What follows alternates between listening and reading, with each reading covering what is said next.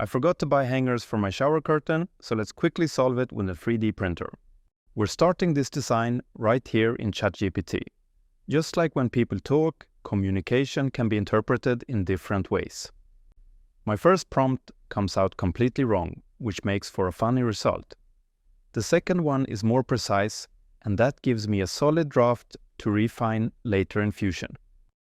Manual image tracing takes a lot of time, so we use Inkscape, a free and powerful tool to speed things up. A black and white image makes edge detection easy and accurate. Once the trace is applied, we delete the original image and save the result as an SVG file. We then import it into Fusion and scale it if necessary. Start the Fusion workflow by following the first rule of Fusion. Create a new component. Give the active component a clear name so we can continue working inside it right away. Insert the SVG file, ideally saved somewhere easy to find, onto the flat horizontal construction plane.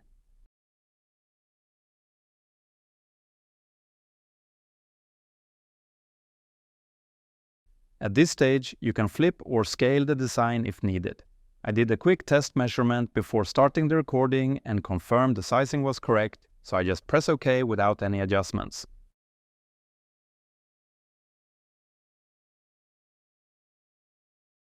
The sketch is green because it has a fixed constraint applied. That locks the geometry and prevents any edits. To remove it, right-click the sketch in the timeline, choose Edit Sketch, select everything, and click the lock icon in the toolbar.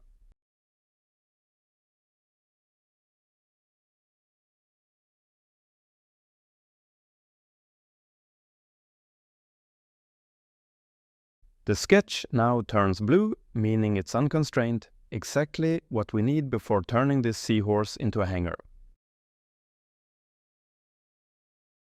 I'll start this design by trimming away the parts we don't need, then replace them with a solid hanger that stays secure. The trim tool is perfect for this. It's simple, fast, and intuitive to use. Use the trim tool to clean up the edges, then trim sections of the support line. Finally, select the leftover shape that's now floating freely, disconnected from the rest of the sketch on the canvas.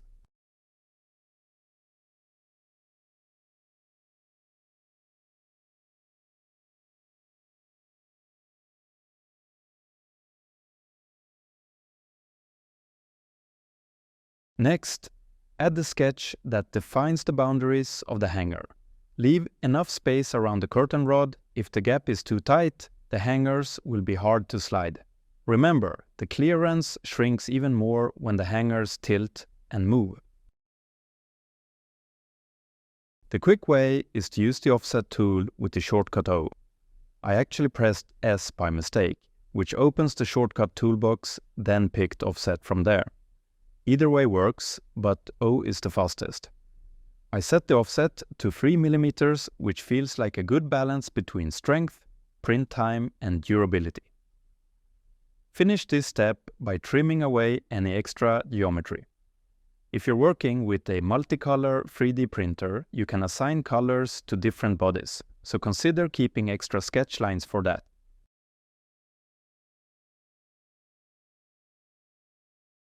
Next, let's create a small hook that will hold the shower curtain. Use circles and arcs if you want predictable geometry, or switch to splines for a more free-form result.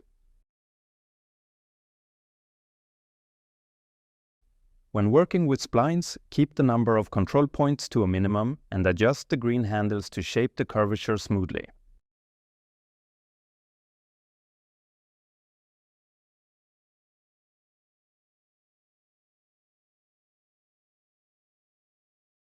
Offset your spline if you want a second curve that follows the first at an even distance.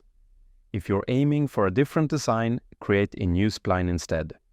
Make sure to close any open profiles, then adjust and trim excess sketch lines so you're left with clean, separate profiles. These can be extruded to different heights or organized into different bodies if you plan to package your 3D print as a FreeMF file.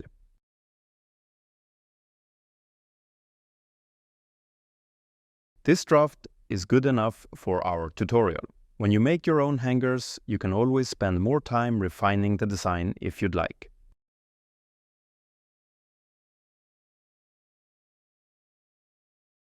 Next, we'll extrude the bodies to different heights. I'll 3D print this on a single extruder machine using manual layer swaps for the color changes. If you're working with a multicolor printer, you can create additional bodies and assign colors to them. Varying the extrusion heights adds both a nice visual effect and a textured feel, whether you're printing in one color or many. Set the first extrusion to 3 mm. This gives a good balance between print qualities, feel and print time. Then move on to the next layer. If your sketch was hidden during the first extrusion, make it visible again. I'll set the second extrusion to 4 mm, which creates a nice contrast with the first part of the Seahorse. Both 3 mm and 4 mm are practical heights that work well in most slicers and pair nicely with common nozzle sizes.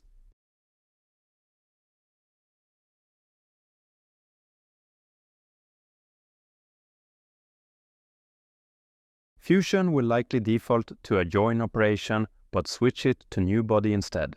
This way, each part stays separate, giving you more flexibility to work with them independently.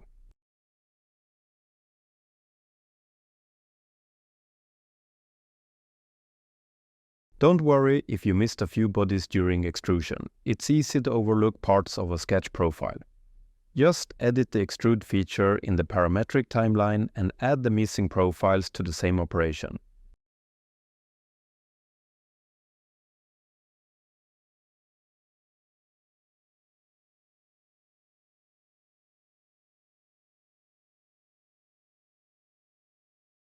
Once that's done, turn off sketch visibility and use the view cube for a quick quality check to make sure all extrusions are in place before moving on.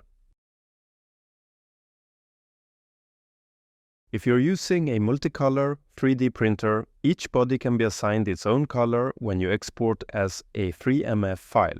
For this tutorial, I'm adding just 2 colors and varying the layer heights. Keep in mind that the colors you see in Fusion don't match the actual filament colors. You're only previewing the design visually before committing filament, time, energy, and machine wear. You can assign appearances in 2 ways. Drag and drop directly onto your model, or select one or multiple bodies in the browser and drag your chosen appearance onto them there. The browser method is especially handy if you've named your bodies properly, or if the design is complex and selecting bodies from the 3D view is tedious. Take a little time to refine the sharp edges. This improves the overall look and feel of your design. Both the chamfer and fillet tools work well, though the thickness of your model will limit how much you can round or bevel the edges.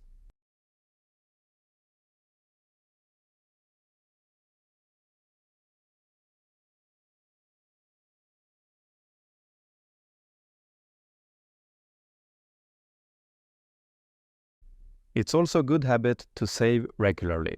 Make sure to save your model before exporting so all your latest changes are included. Fusion offers several export options.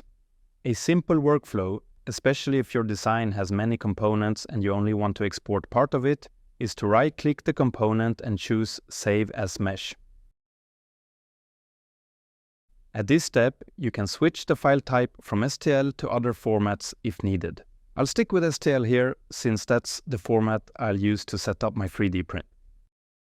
Slicing is straightforward in PrusaSlicer, and the same ideas apply even if you use another slicer.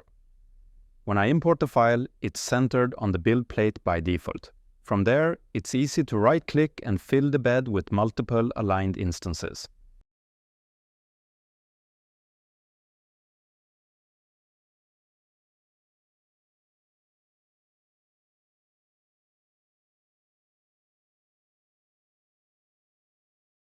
The slicer detects a likely layer break, so we can just confirm it, give the setup a quick manual check and slice again.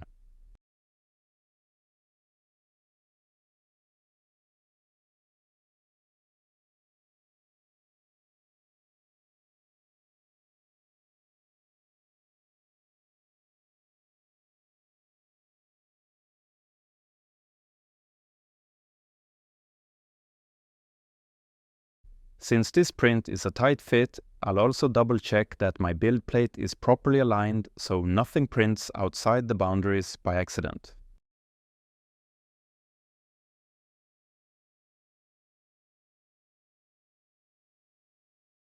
The print turned out great, and you can grab the file for a small symbolic fee through the link in the video description. Also, check out my honeycomb pattern tutorial. It's quick, fun, and one of the most popular on the channel. Share your thoughts in the comments, and thanks for watching. I'll see you again soon in the next project.